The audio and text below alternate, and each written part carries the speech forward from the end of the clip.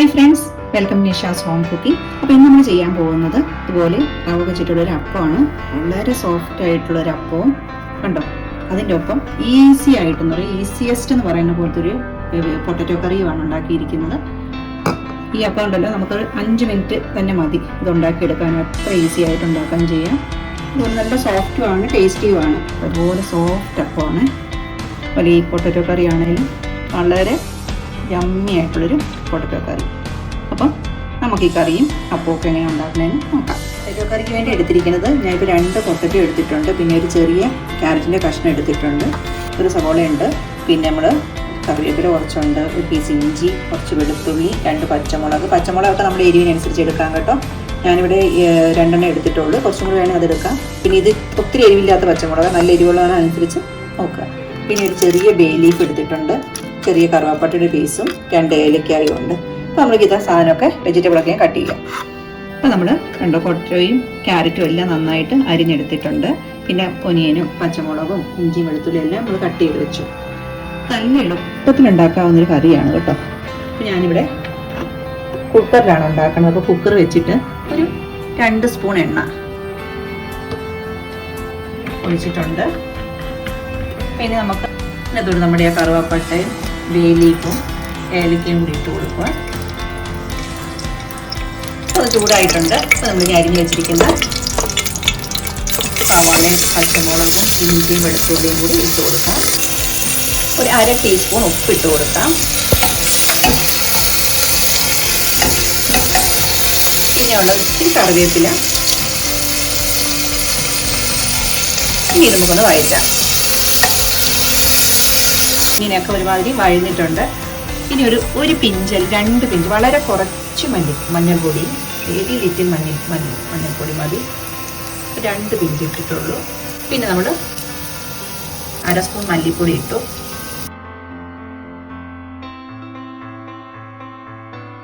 ഇനി നമ്മൾ അരിഞ്ഞു വെച്ചിരിക്കുന്ന പൊട്ടറ്റോയും ക്യാരറ്റും കൂടി നമുക്ക് ഇതിനകത്തോട്ട് ഇട്ട് കൊടുക്കാം.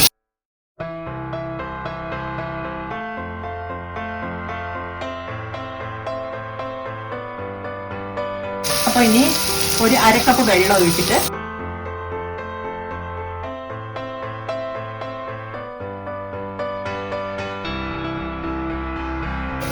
നമുക്ക് കുക്കർ അടച്ചു വെച്ചിട്ട് 2 വിസിൽ വരുമ്പോഴത്തേക്കും ഓഫ് ചെയ്യാം. കുക്കറൊക്കെ വിസിലൊക്കെ അടിച്ചിട്ടുണ്ട്, നമുക്ക് ഓഫ് ചെയ്ത് വെക്കാം. ഇവിടെ കുക്കറിന്റെ പ്രഷറൊക്കെ പോയിട്ടുണ്ട്, നമുക്കൊന്ന് തുറക്കാം.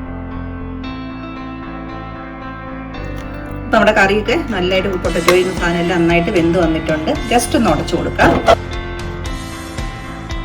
ഒത്തിരി ഉടയ്ക്കണ്ട, ജസ്റ്റ് ഒന്ന് പ്രസ് ചെയ്താൽ മതി.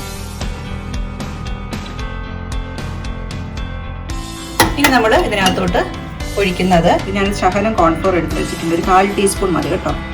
ഒരു 2 ടേബിൾ സ്പൂൺ വെള്ളത്തിലോട്ട് ഈ കോൺഫ്ലോർ കലക്കി നമുക്കിത് ചേർത്ത് കൊടുക്കാം. ഇത് ഓപ്ഷനിലാണ്, നിർബന്ധമൊന്നുമില്ല.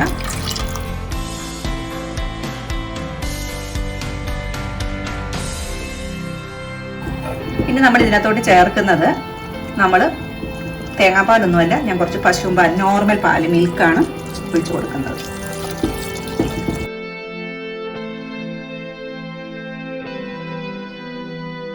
അപ്പോൾ നമ്മുടെ കറി നല്ല റെഡി ആയിട്ടുണ്ട്. ഞാനിപ്പോൾ ഒരു 150 ml പാൽ ഒഴിച്ചിട്ടുണ്ട് കേട്ടോ ഇതിനകത്തോട്ട്. അപ്പോൾ നിങ്ങൾക്ക് എത്രത്തോളം നീട്ടം വേണ്ട അനുസരിച്ച് ഒഴിച്ചു കൊടുക്കാം. ഇനി ഇച്ചിരി ഉപ്പ് കുറവുണ്ടായിരുന്നു, അതും കൂടി ഇട്ടിട്ടുണ്ട്. ഇനി എന്താ കടുക് പൊട്ടിക്കുന്നില്ല, ഞാൻ ലേശം പച്ച വെളിച്ചെണ്ണ ഒഴിച്ചിട്ട് ഓഫ് ചെയ്യുവാണ്. നോർമൽ ഒരു 1/2 ടീസ്പൂൺ എണ്ണ ഒഴിച്ച് കൊടുക്കാം. ലാസ്റ്റ് ഇച്ചിരി കറിവേപ്പിലയും കൂടി ഇട്ടിട്ട് നമുക്ക് കറി ഓഫ് ചെയ്യാം.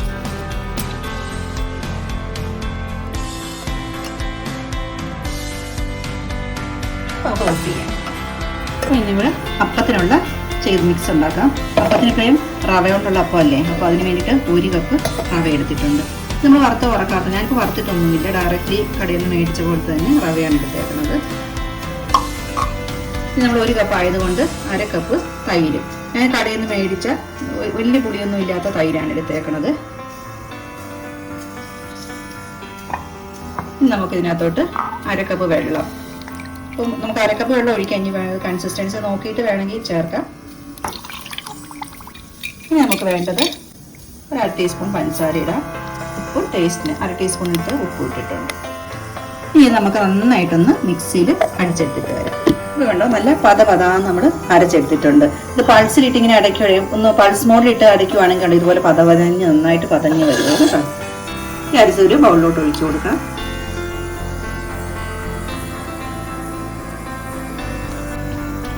അപ്പം നമ്മുടെ മിക്സിയിൽ ഇച്ചിരി മാവുണ്ട്, അത് കളയാതിരിക്കാൻ വേണ്ടിയിട്ട് 1 സ്പൂൺ വെള്ളം ഒഴിച്ച് ഞാനിതൊന്ന് കഴുകിയെടുക്കുകയാണ്. അപ്പോൾ നമ്മുടെ മാവ് കണ്ടോ അരച്ചെടുത്തിട്ട് ഇതിൻ്റെ കൺസിസ്റ്റൻസി ഏകദേശം ഇതുപോലെ റണ്ണിങ് കൺസിസ്റ്റൻസിയിലാണ്. ഇനി നമുക്ക് ഇതിനകത്തോട്ടൊരു സീക്രട്ട് ഇൻഗ്രീഡിയൻറ്റ് ചേർക്കണം. ഇതാണ് കണ്ടോ, ഈനോ. നെഞ്ചിരിച്ചിലൊക്കെ ഉണ്ടാകുമ്പോഴത്തേക്ക് നമ്മൾ സാധാരണ വെള്ളത്തിൽ കലക്കി കുടിക്കുന്ന ഒരു ഇതാണ്, മെഡിക്കൽ ഷോപ്പിൽ നിന്നൊക്കെ കിട്ടും. ഇത് ഞാനിത് ഈ ഒരു പാക്കറ്റിൻ്റെ ഇതിനകത്ത് കുറച്ചേ ഉണ്ടാവുള്ളൂ, ഇട്ട് നോക്കാം.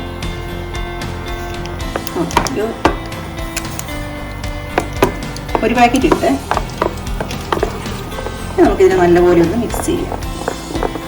ഇടുമ്പോൾ തന്നെ നല്ലപോലെ ഇങ്ങനെ പതഞ്ഞിങ്ങനെ അതങ്ങ് ഇടുമ്പോൾ നല്ലപോലെ അങ്ങ് പതയും.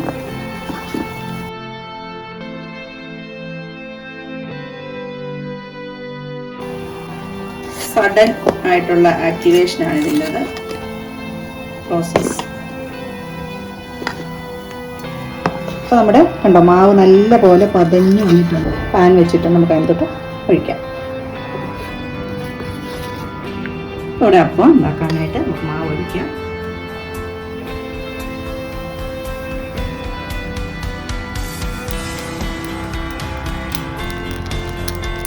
നല്ലപോലെ കണ്ടോ നല്ല ഹോൾസൊക്കെ വന്ന് പൊട്ടാൻ തുടങ്ങിയിട്ടുണ്ട്. നിറയെ ബബിൾസൊക്കെ വന്നിട്ടുണ്ട്. തീ കുറച്ച് വെച്ചാൽ മതി, കാരണം താഴെ ഇതിന് തിന്നായിട്ടുള്ള ഇതായതുകൊണ്ട് കരിയാനുള്ള സാധ്യത. അപ്പോൾ തീരെ കുറച്ച് തന്നെ വെച്ചാൽ മതി, അതൊക്കെ ആയിക്കോളും.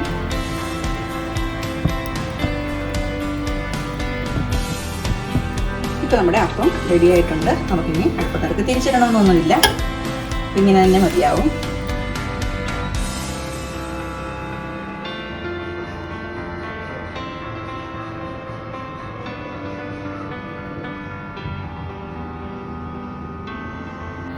വേണ്ട. അപ്പം നമ്മുടെ സോഫ്റ്റ് ആയിട്ടുള്ള ഈ ഇൻസ്റ്റന്റ് ആയിട്ട് ഉണ്ടാക്കാൻ പറ്റിയ ഈസി ആയിട്ടുള്ള റവ കൊണ്ടുള്ള അപ്പം റെഡി ആയിട്ടുണ്ട്. കണ്ടോ ഇതിൻ്റെ എത്ര സോഫ്റ്റ് ആണെന്ന്, അത്ര സോഫ്റ്റ്. ഇതുപോലെ പുറമൊക്കെ കണ്ടോ, ഇതുപോലെ നമ്മൾ തീ ഉണ്ടല്ലോ കൂടുതൽ വെക്കരുത്, മിനിമത്തെ തന്നെ വെച്ച് വേണം ഇത് ഉണ്ടാക്കാൻ. അല്ലെങ്കിൽ ഇതിൻ്റെ സൈഡ് ചിലപ്പോൾ ഇവിടെ ബ്രൗൺ ആയി പോകും, അന്നേരം ഒരു രസം ഉണ്ടാവത്തില്ല. പിന്നെ ഈ പൊട്ടറ്റോ കറി കണ്ടല്ലോ, എത്ര എളുപ്പമല്ലേ ഉണ്ടാക്കാനായിട്ട്. കണ്ടപ്പോൾ തോന്നിയില്ലേ, വളരെ എളുപ്പമായിട്ട്. ഞാൻ തേങ്ങാപ്പാലൊന്നും ചേർത്തില്ല, നമ്മൾ നോർമൽ മിൽക്ക് ഉപയോഗിച്ചിട്ടാണ് ഉണ്ടാക്കുന്നത്. ബിസി ആയിട്ടുള്ള സമയത്തൊക്കെ നമുക്ക് ഇങ്ങനെയുള്ളൊരു കറി ഉണ്ടാക്കിയെടുക്കുന്നതിന് ഒരു കുഴപ്പമില്ല. അപ്പോൾ നിങ്ങൾക്ക് ഈ വീഡിയോ ഇഷ്ടപ്പെട്ടു എന്ന് വിചാരിക്കുന്നു. ഇഷ്ടപ്പെടുകയാണെങ്കിൽ ലൈക്ക് ചെയ്യുക, പിന്നെ ഫ്രണ്ട്സിന് റിലേറ്റീവ്സ് ആർക്കെങ്കിലും ഒക്കെ ഷെയർ ചെയ്ത് കൊടുക്കുക. പിന്നെ ചാനൽ സബ്സ്ക്രൈബ് ചെയ്തിട്ടില്ല എങ്കിൽ ഒന്ന് സബ്സ്ക്രൈബ് ചെയ്യണേ. Thank you for watching. ഇതുപോലെ ഈസിയും ടേസ്റ്റിയും ഒക്കെ ആയിട്ടുള്ള റെസിപ്പികളായിട്ട് നെക്സ്റ്റ് വീഡിയോ ആയിട്ട് വരുന്നവരെ എല്ലാവർക്കും ബൈ.